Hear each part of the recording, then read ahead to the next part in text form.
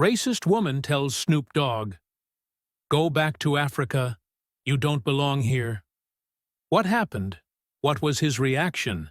And is this all there is to the matter? Or is it something other than that? All this and more we will find out in today's story. Before we begin, if you like the video, do not forget to like the video and subscribe to the channel. The sun was setting over the sleepy suburban town of Fair Oaks, painting the sky in hues of amber and crimson. The hum of traffic and the distant sounds of children playing filled the air as people wrapped up their day. On the corner of Main Street, a new barber shop had opened.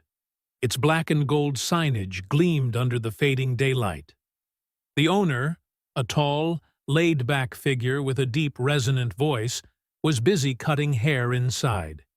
His name was Calvin Snoop Dogg Broadus, but to the people in Fair Oaks, he was just Snoop, the friendly, charismatic man who had come into town only a few weeks ago, setting up shop as an experienced barber. But not everyone welcomed Snoop with open arms. There were whispers and glances exchanged behind closed doors. Not everyone in the small town was used to change, and a man like Snoop, with his long dreadlocks and unmistakable swagger, was considered out of place by some, even though he had done nothing but open his shop with good intentions. On this particular evening, as Snoop locked the front door of the barber shop, ready to head home after another busy day, a sharp voice cut through the air. "Hey, you!" Snoop froze for a moment, squinting as he turned toward the voice. Standing on the sidewalk was a woman, white, in her mid-40s, with tight, curled blonde hair and a stiff posture. She wore a bright pink tracksuit and a look of disdain that seemed to harden with every second. She stood there, her arms crossed over her chest, as if she were ready to throw a judgment at him. "Yeah, you," she said again, this time with more emphasis, her lips curling into a sneer. Snoop raised an eyebrow. He had already learned to ignore the occasional glance and muttered comments from some of the locals. But there was something about this woman's tone that suggested this wouldn't be a simple encounter.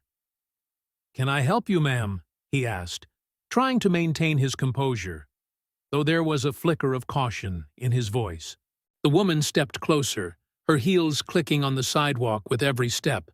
She was clearly agitated, her face flushed with the sort of anger that radiated from her in waves. As she neared, the scent of cheap perfume mixed with the unmistakable stench of hostility. Her eyes narrowed, as if searching for something to attack. "You think you can just come into our town, open your shop, and act like you belong?" she spat, her voice rising with every word. "You don't belong here." Snoop exhaled, keeping his calm. He had encountered racism before, too many times to count, but he knew better than to let it get to him. He had bigger things to worry about. "I'm just here to cut hair, ma'am. That's all." But the woman wasn't having it. She continued, her voice louder now, drawing the attention of people from nearby shops. "You people," she sneered, emphasizing the "you" in a way that made Snoop's blood run cold. "You don't belong here. Go back to Africa where you came from." The words hit him harder than he expected. It wasn't the first time he'd heard them, but hearing it like this, so personal and venomous, felt different. It felt like a challenge, a test. Her words hung in the air, sharp and cutting, as the few onlookers paused and turned toward the scene, their expressions a mix of curiosity and discomfort. For a moment, Snoop said nothing. His eyes locked onto hers, not with anger, but with a calm intensity that made her pause. She blinked, surprised by his silence, as though she expected him to respond with outrage. Instead, he stood there, measuring her, assessing the situation, the crowd, and the vibe. "You know, I've heard that one before," Snoop finally said, his voice low and steady, as if he were speaking to someone who had no idea what they were up against. But here's the thing. You've been told a lot of things. People like you have been told that people like me don't belong. And that's the real problem. The woman scoffed. Oh, please, spare me the lecture. I don't need to be lectured by some thug who thinks he can just set up shop in our town and pretend like he's one of us. Snoop's face didn't change, but his mind was racing. He knew this wasn't just a random encounter. This woman, this small-minded person standing in front of him, was a representation of something much larger. It wasn't just about her words. It was about the deep-rooted prejudice that lingered under the surface of places like Fair Oaks, places that would try to shove him out if they had the chance. "You want to know what the real problem is, ma'am?" he asked, his tone still smooth, but now tinged with something more, something dangerous. "The problem is, people like you think they get to decide who belongs. You think you can dictate who's welcome and who isn't. But that's not how it works. Not anymore." The woman's eyes flared. She stepped closer, her fingers twitching at her sides, as if she wanted to lash out physically, but was holding back.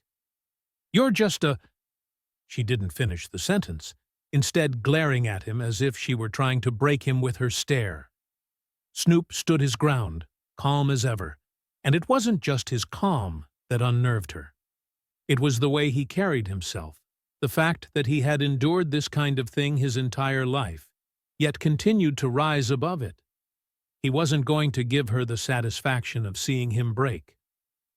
"You don't know me," he said, voice unwavering, "and you sure as hell don't know what I've been through to get here. But I'm here now, and I'm not going anywhere." The woman's lips curled even further into a sneer, and for a second, Snoop thought she might lunge at him. But then something strange happened. The crowd, which had been watching in silence, began to murmur among themselves. It was subtle at first, a soft rustling of voices, but it grew louder, more assertive. Someone from the crowd spoke up. "Hey, lady, we don't need that kind of talk around here." It was a man, a regular at the barber shop, someone who had been getting his hair cut by Snoop since the day he arrived in Fair Oaks. The crowd began to murmur in agreement, some even stepping forward, placing themselves between Snoop and the woman as if forming a protective barrier. Snoop looked at them, a slight nod of gratitude, but his attention remained on the woman. For a brief moment, the woman seemed to realize she had gone too far. Her confident posture faltered, and for the first time since this encounter began, she looked unsure.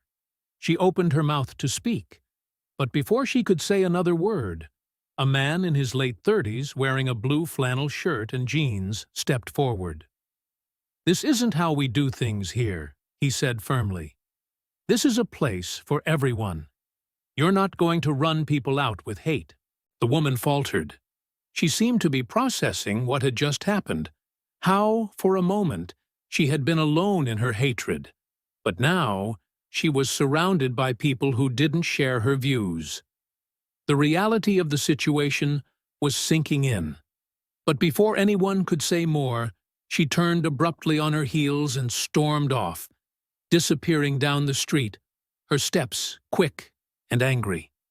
Snoop stood there, watching her go, but there was no sense of victory in his heart, no satisfaction.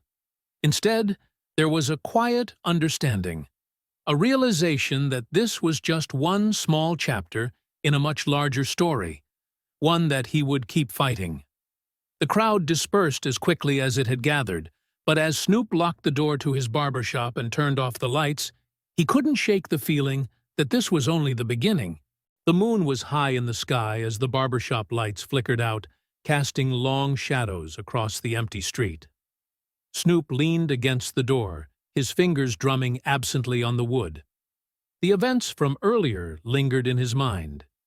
He'd been through this before: racism, hate, ignorance. But this time, there was something different about that woman. The way she'd spoken to him felt like more than just a casual encounter. Her words had been charged with something darker, something deeper.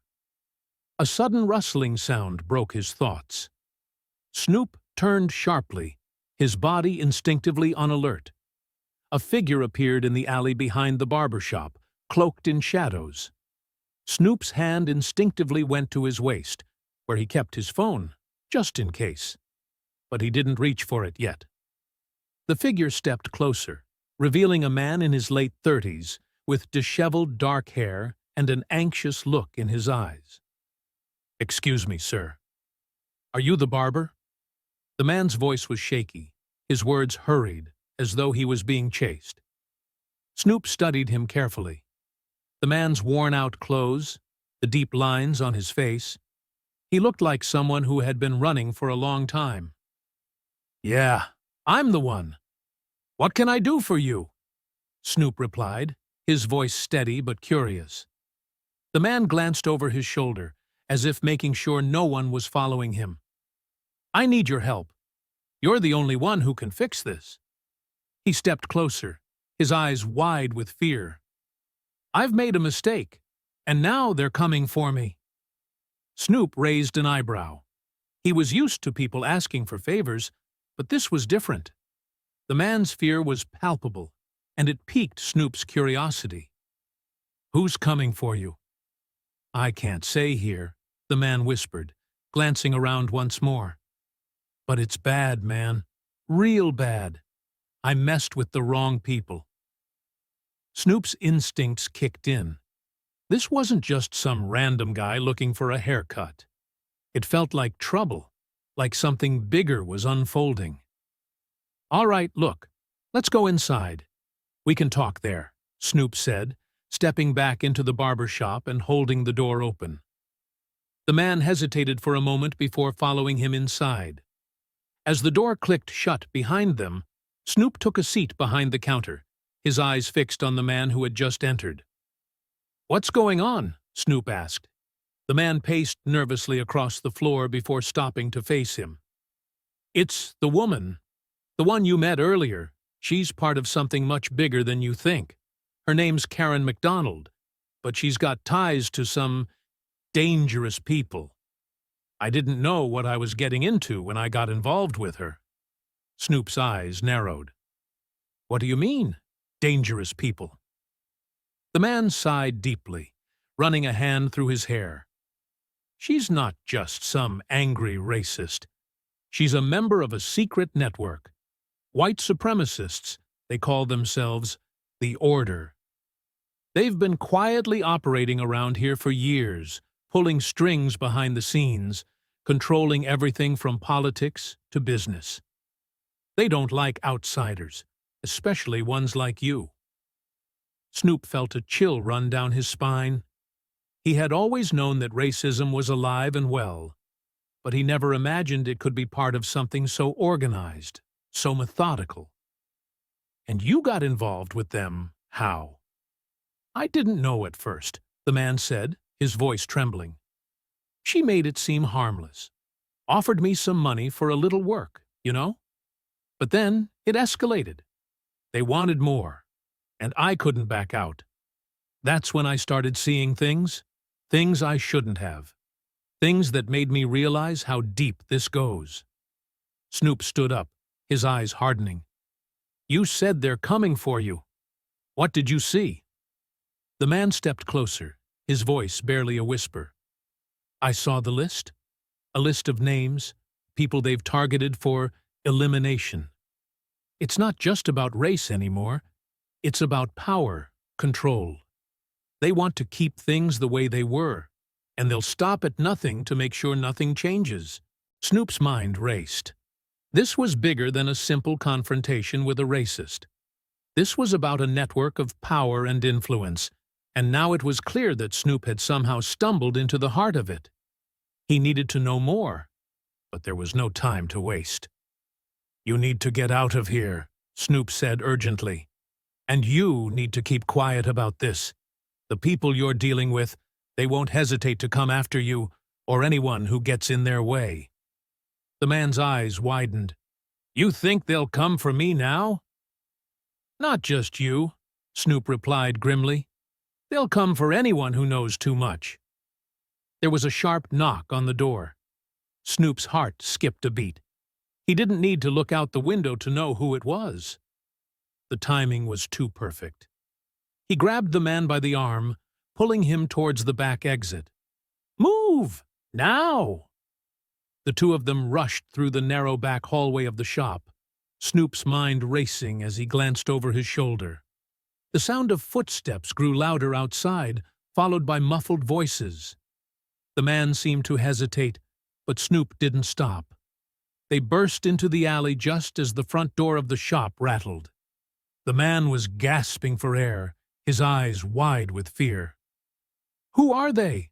Snoop asked urgently, glancing around for any sign of movement. "They're here. The order. They'll kill me if they find out I spoke to you. And they'll kill you, too. You're involved now, whether you want to be or not." Snoop's mind was already working a mile a minute. This wasn't just some random conspiracy. The fact that this woman had crossed paths with him, it couldn't be a coincidence. The order was real, and it was bigger than anything he had faced before.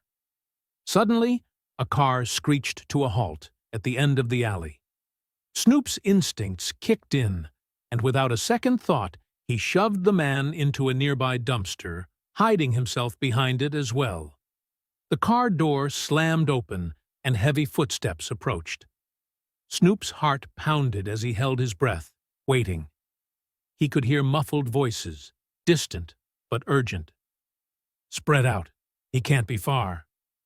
Snoop's grip tightened on his phone, his fingers hovering over the speed dial. But just as he was about to make a call, he felt a presence behind him. Someone grabbed his shoulder roughly and spun him around. A man, tall and burly, dressed in all black, glared down at him with icy blue eyes. "You're making a mistake, boy," the man growled, his voice low and menacing. Snoop barely had time to react before the man's fist slammed into his stomach, sending a shockwave of pain through his body. He stumbled back, but his training kicked in. He grabbed the man's wrist, twisted it behind his back, and shoved him into the wall. "You don't know who you're messing with," Snoop muttered under his breath, his pulse racing as he prepared for the next move. The night felt heavier now, as though the darkness itself was closing in around Snoop. The alley was silent again, the only sounds the ragged breaths of the man he had saved moments ago and his own racing heartbeat. He kept his eyes fixed on the shadows ahead, waiting for something, anything, that might give him a clue about what came next. The man he had shoved into the dumpster was gone, disappeared. There had been no sound of him moving, no footsteps echoing in the silence as there had been before. The man had simply vanished, as if he'd never existed in the first place. Snoop turned sharply, scanning the alleyway, but there was nothing. No sign of movement, no sound, no other cars. Nothing. He could feel the presence of something unseen, a lingering tension hanging in the air. But the alley was empty. He was alone. Had he imagined the whole thing? Was the man even real? He couldn't shake the feeling that there was something bigger at play here, something that reached far beyond what he had understood in the heat of the moment. His hand hovered over his phone again, but for some reason, he didn't press dial. Maybe it was instinct. Maybe it was something else. But something told him that if he called now, it would be the last time he ever used it. His heart told him not to trust anyone right now, not even the people he'd once considered allies. A faint sound interrupted his thoughts, a soft clicking of heels on the pavement. It was slow, deliberate, closer than he expected.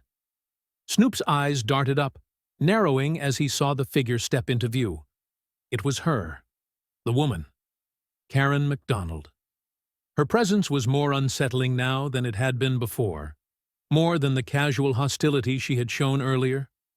She walked toward him, the same sneer playing on her lips, but there was something different about her. The hatred had been replaced by something more controlled, more knowing. "You really thought you could stop this, didn't you?" she asked, her voice smooth and mocking. "You've been playing in a game you don't understand, Snoop." Snoop stood still, his body tense but his mind racing. "What do you mean?" he asked, his voice steady despite the unease creeping into his bones. Karen took a slow step forward. Her eyes locked with his, and for a moment Snoop saw something in them, a flicker of something almost like pity, but it was gone too quickly for him to process. "You think you know what you're up against, but the truth is, you've already lost."